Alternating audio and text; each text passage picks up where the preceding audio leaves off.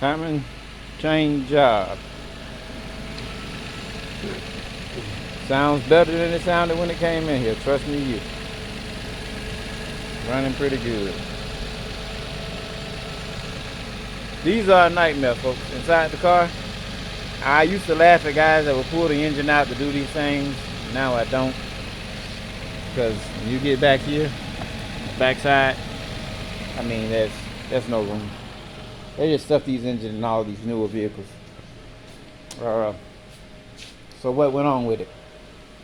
As you see, secondary chain. Look at that. Just, I mean, destroyed. Guide is gone. Okay. That's your primary chain. Secondary chain. Secondary chain. Main tensioner. Shot out. This is about the only thing that was holding on decent. Oh! Look at that. Completely apart.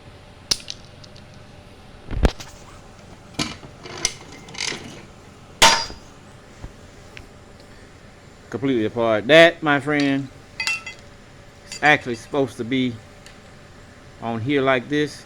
When I took the chain off, it just came apart. It was done. I don't know how this guy made it here, but he did. I mean, he rode that timing chain to the max. So let's look at the miles.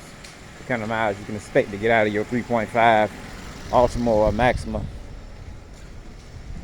timing chain before it goes kaboom. Yeah. 239. And I'm telling you, y'all see the chain, right? It was done. It was done. Job like this,